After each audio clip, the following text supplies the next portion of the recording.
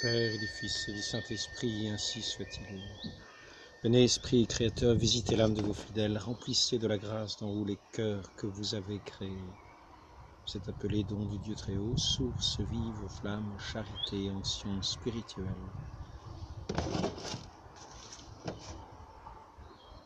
Notre Seigneur nous dit d'aimer Dieu en esprit et en vérité. Je voudrais parler de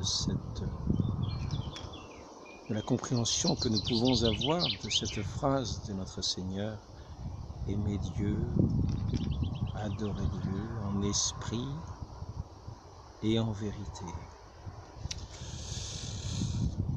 Je prendrai pour commencer, en ouvrant ce livre, l'imitation de Saint Vincent de Paul.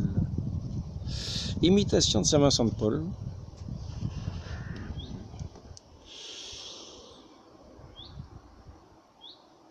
Au reste, il ne faut pas nous étonner de nous voir combattus. Les mouvements de la nature préviennent ceux de la grâce, mais ceux-ci les surmontent. Il ne faut pas nous étonner des attaques, mais demander grâce pour les vaincre, étant assurés qu'encore que nous ne sentions en nous quelque révolte contraire à la douceur, elle a cette propriété de la réprimer. Voilà donc le premier office du premier acte. Ici, c'est sur cet acte de douceur, mais c'est toujours le mouvement du Saint-Esprit. Donc je voudrais... Oui. Je vais m'enfoncer une... Je vais mettre une petite pause. Donc pour parler de cet entretien, je voudrais prendre plusieurs images. La première, c'est celle où nous sommes dit le temple du Saint-Esprit. Le temple du Saint-Esprit. De savoir le Saint-Esprit, justement dans cette douceur, dans cette force, dans cette douceur, dans ce toucher du Saint-Esprit, comme un souffle léger, délicat, pur, sans tache aucune, et qui viendra à notre invitation si nous disons notre oui à notre Dieu. Notre Seigneur nous dit que votre oui soit oui, que votre non soit non. Et c'est là la parole essentielle pour le fondement de notre vie chrétienne, c'est-à-dire rempli du Saint-Esprit de Dieu. Le Christ est celui qui est loin, c'est-à-dire qui a l'onction du Saint-Esprit. Cet esprit de douceur, Saint Vincent de Paul, au début de cet entretien, je lisais un extrait, parlait du premier mouvement de la colère qui était vaincu, qui était le mouvement de notre nature, qui devait être vaincu par cet esprit de douceur que nous désirons appeler en nous. Il nous faut faire en nous ce choix de Dieu, ce ménage. Il nous faut, comme dit notre Seigneur, balayer la maison, la préparer à recevoir cet hôte de ce temple que nous sommes, et en avoir le véritable désir. Que notre oui soit un vrai oui, que notre non soit un vrai non, mais sachons que ce qu'il nous faut, c'est que notre oui soit un vrai oui, car si nous disons non au Saint-Esprit, il ne va pas s'imposer à nous. Et quelquefois, nous avons des façons de dire oui qui ne sont dites que du bout des lèvres, et qui sont en fait un non par les actes. C'est pour cela que notre Seigneur nous dit, ce qu'il nous faut, c'est aimer en esprit et en vérité. Je vais me cacher du vent parce que peut-être le vent va aussi gêner dans l'écoute de cet entretien, parce que les paroles ne sont pas quelquefois très audibles, elles sont un peu faibles. Le bruit du vent que l'on entend quelquefois peut cacher, peut couvrir ces paroles. Donc, aimer en esprit et en vérité, c'est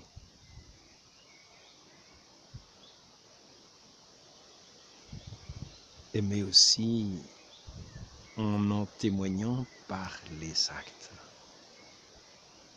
C'est-à-dire que cet amour va se voir non seulement de ce que nous disons du bout des lèvres, mais de ce que nous avons du fond des cœurs et qui montre le vrai désir que nous avons d'accueillir cet hôte intérieur, cet Esprit Saint de Dieu, qui est notre vie de l'âme,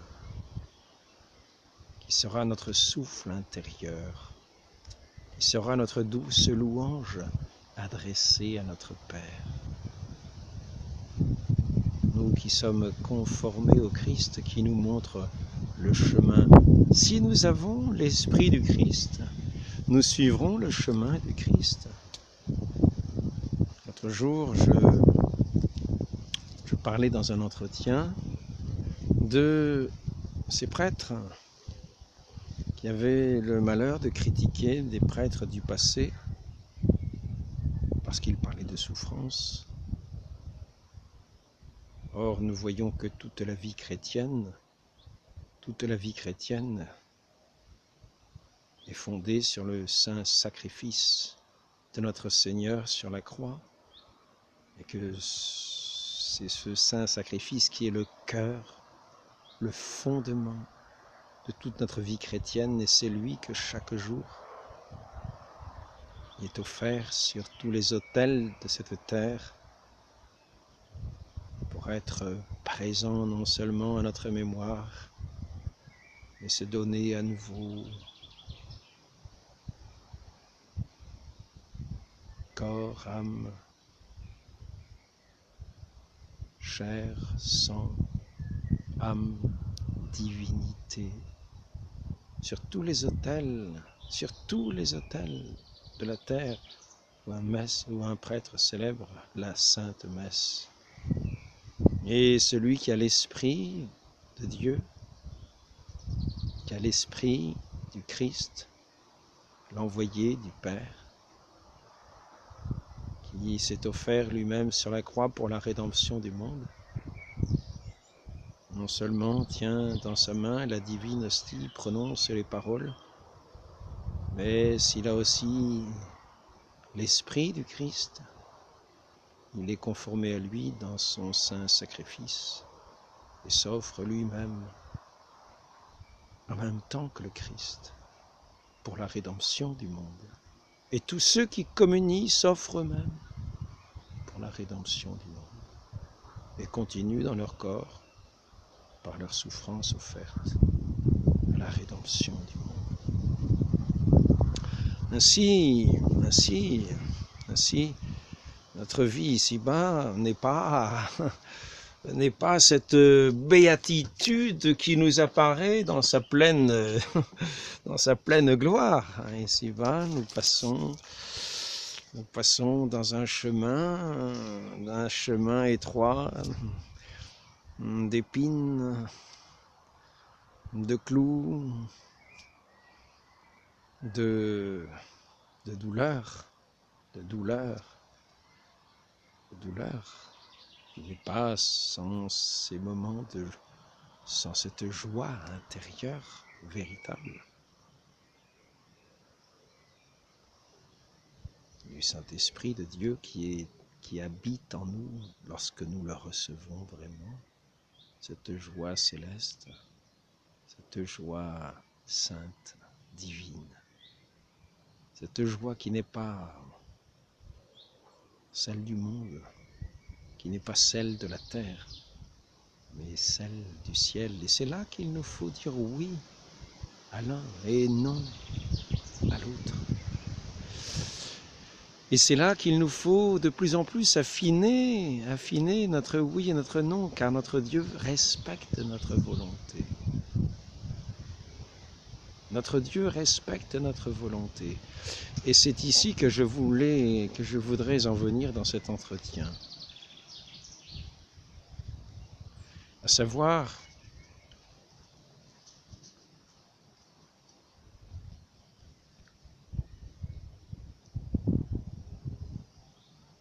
quelle que soit la manière dont notre Seigneur se présente, quel que soit l'affinement de l'esprit que nous pouvons avoir, quelle que soit la façon épurée que nous pouvons avoir de recevoir cette épreuve qui nous est donnée à chaque instant, pour dire oui à notre Dieu à chaque instant, pour le recevoir avec amour à chaque instant, pour les lire en nous à chaque instant.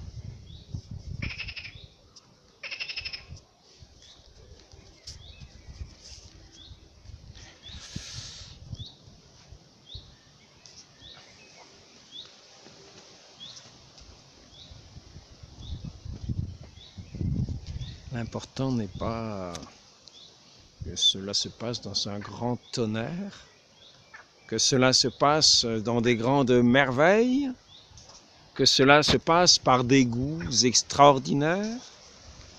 Les grenouilles, les grenouilles, les grenouilles vont faire un concert, comme tous les soirs. Mais l'important, c'est de préparer notre cœur à recevoir cette hôte intérieure, en disant véritablement du fond du cœur, oui, c'est-à-dire en renonçant à tout ce qui s'oppose à cet esprit de Dieu, cet esprit qui peut être un esprit de colère.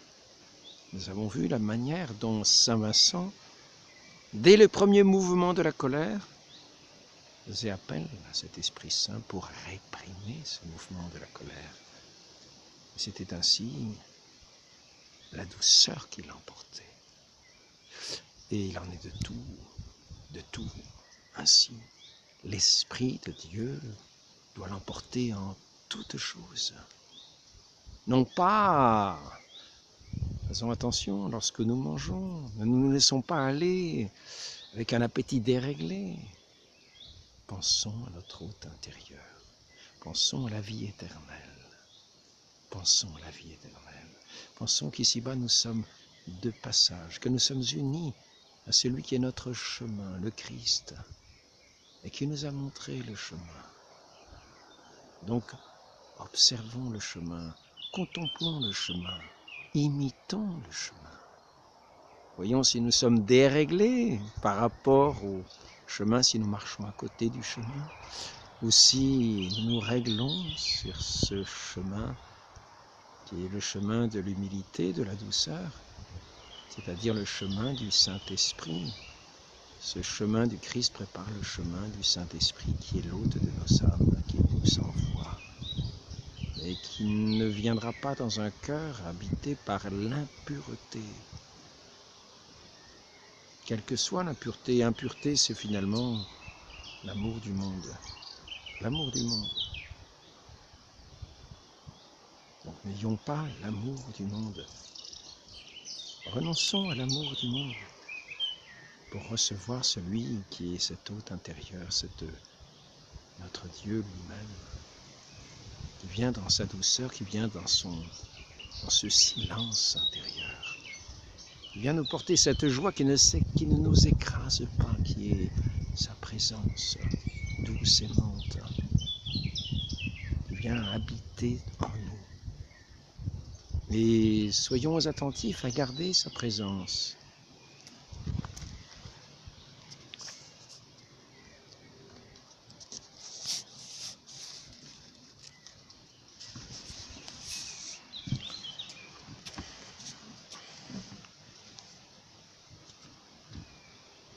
C'est surtout ce que je voulais dire dans cet entretien qui n'a pas forcément lieu de durer des heures, mais simplement veillons. Si nous voulons avoir l'esprit du Seigneur et adorer le Père en esprit et en vérité, à préserver notre temple de tout ce qui pourrait chasser le Saint-Esprit, qui ne sont pas de son esprit, qui ne sont pas de l'Esprit de Dieu, que ce soit des dispositions intérieures, des irritations, des colères, des mauvaises pensées,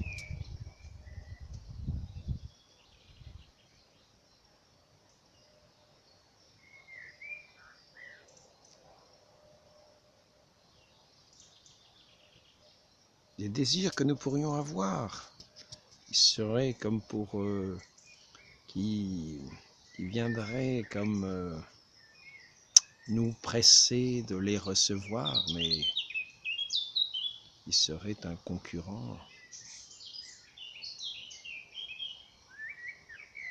à cet esprit divin qui veut venir être notre hôte unique. Cette expression est connue, notre Dieu est un Dieu jaloux, il ne supportera pas d'autre. Il ne supportera pas d'autre, une concurrence à lui. Il veut être le premier en nous, le premier servi. Il veut être notre tout. Il est notre vie. Donc choisissons-le, sachons lui dire oh oui. La Vierge Marie est dite l'épouse du Saint-Esprit.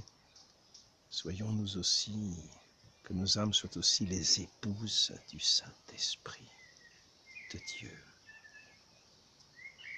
Et montrons que nous suivons par nos actes le Christ, celui qui est loin de Dieu, non pas loin dans la distance, mais celui qui a cette onction que nous avons vu descendre sur lui et qui est loin par excellence, le Fils bien-aimé, qui a cet esprit de Dieu. Écoutons ces paroles, gardons-les.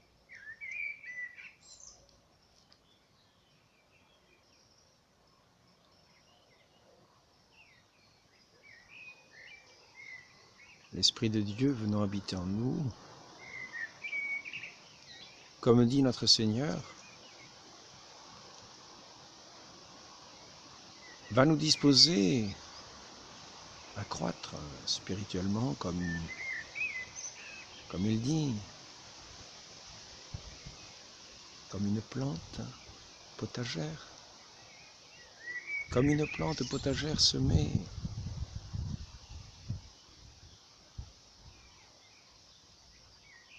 Observons comment poussent les plantes potagères. La lenteur, mais sachons que cette plante potagère du Saint-Esprit, comme dit notre Seigneur, est la plus imperceptible qui puisse être.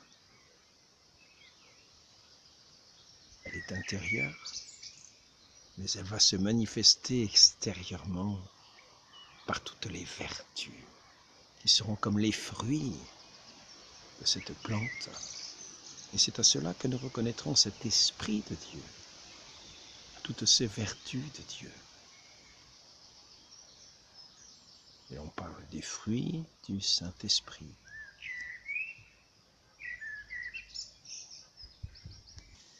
Voilà, j'ai mis une petite pause. Je suis allé voir d'ailleurs dans un ancien catéchisme quelques vertus qui sont des vertus ici dites cardinales. La prudence, une vertu qui éclaire notre esprit, qui nous fait choisir les moyens les plus sûrs pour opérer notre salut. La justice surnaturelle est une vertu qui nous porte à rendre à Dieu et au prochain ce qui lui est dû.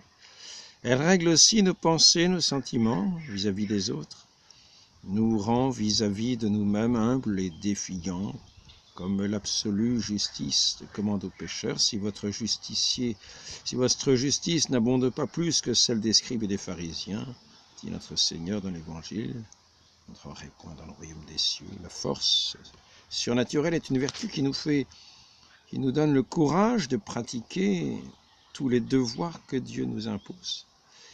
Tempérance chrétienne est une vertu qui nous porte non seulement à éviter les excès et à user de toutes choses avec modération, mais dans cet usage même, elle nous demande de ne point y rechercher notre bonheur et notre fin. Nous devons faire attention à ces différentes choses. Si nous voulons choisir, dire oui à notre Dieu, c'est-à-dire accueillir le Saint-Esprit de Dieu pour le laisser conduire nos vies jusqu'à la vie éternelle, le bonheur sans fin du ciel. L'humilité, là ce sont les vertus évangéliques. L'humilité est une vertu qui nous fait reconnaître nos défauts et rapporter à Dieu le peu de bien qui est en nous. La pauvreté est une vertu qui nous porte à détacher notre cœur des biens de la terre pour l'attacher à Dieu seul. Voilà. Nous voyons que nous avons des attaches à des biens de la terre. Laissons la place au Saint-Esprit. Disons oui au Saint-Esprit. Sachons être détachés. Usons des choses, mais n'y mettons pas notre cœur.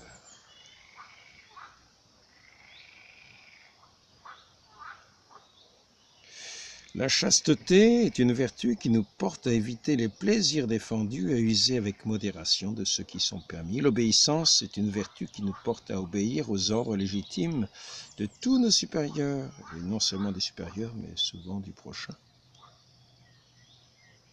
en les considérant comme les représentants de Dieu. Comme aussi saint Vincent disait,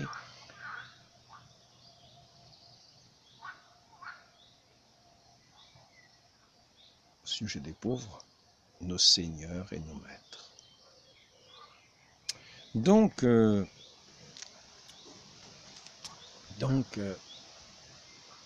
veillons bien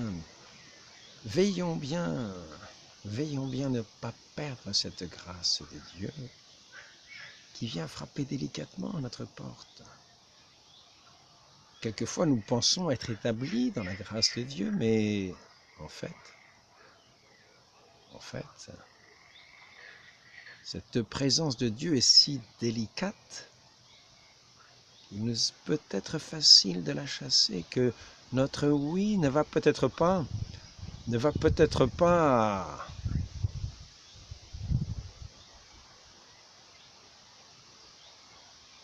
jusqu'à ce que notre Seigneur nous dise d'adorer Dieu en esprit et en vérité jusqu'au bout.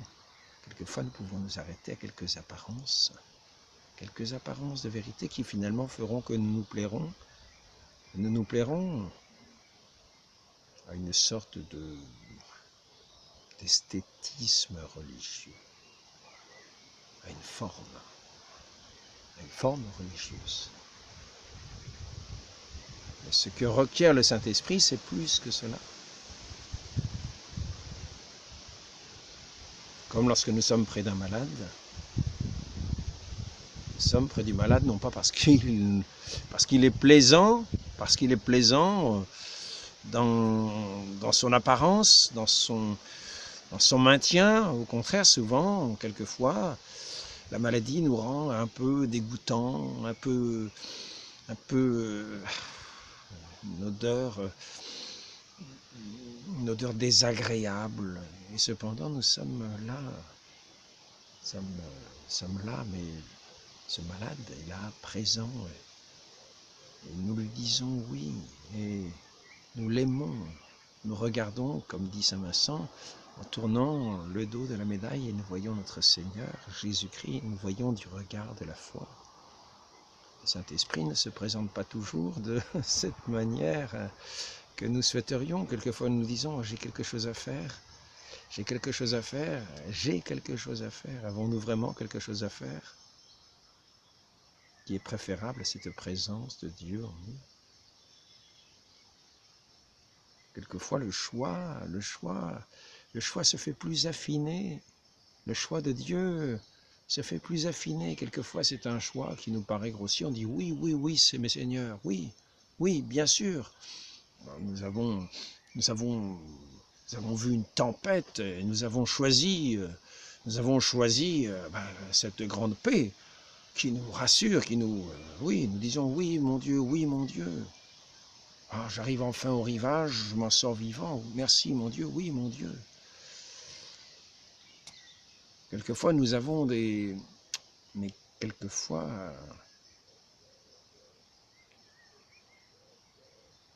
ce choix de Dieu peut se faire de manière plus délicate et il faut vraiment que, comme une mère quasiment d'huile, Saint-Esprit peut se présenter devant nous, le choix de Dieu peut se présenter devant nous quasiment comme une mer d'huile. Et ce qu'il demande, c'est notre oui, un oui véritable, le choisir lui véritablement, dans un acte volontaire, pour l'aimer en esprit et en vérité, et lui consacrer ainsi notre vie tout entière.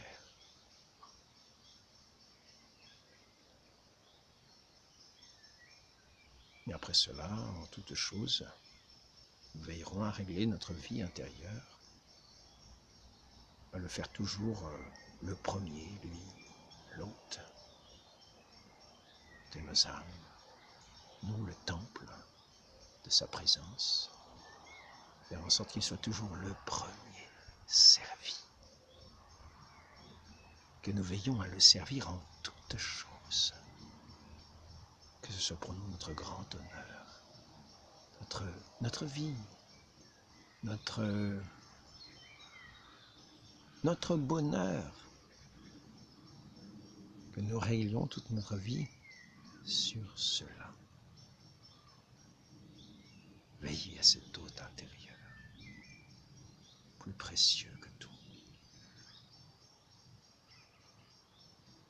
C'est ainsi que nous adorerons notre Père en esprit et en vérité. Par le Saint-Esprit et aussi à l'imitation de celui, à l'imitation pas seulement une imitation extérieure, mais lorsque nous le recevons dans la communion, il se donne lui-même,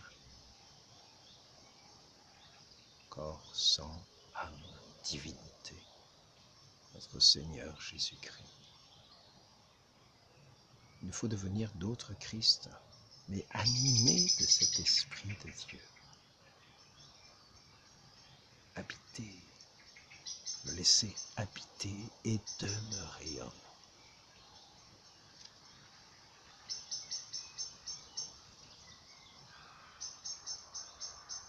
Sinon, toutes nos prières ne seront que des récitations. Nous aurons une apparence de chrétiens, mais le Saint-Esprit ne sera plus là. Dans ces choix si délicats, là qu'il nous faut dire oui et être fidèle. Même si personne n'en voit rien, Dieu le voit, lui qui voit le secret des cœurs. C'est lui que nous aimons et que nous adorons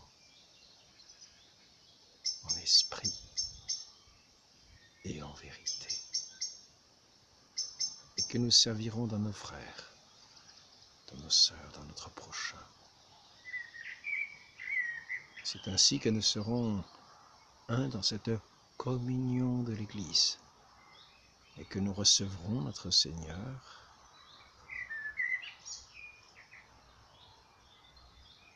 en ayant aussi son esprit. Nous serons dans sa communion. Nous aurons cet esprit de sacrifice, de renoncement au monde, d'offrande de nous-mêmes pour le salut du monde, pour la gloire de Dieu, pour son honneur, pour que son règne vienne.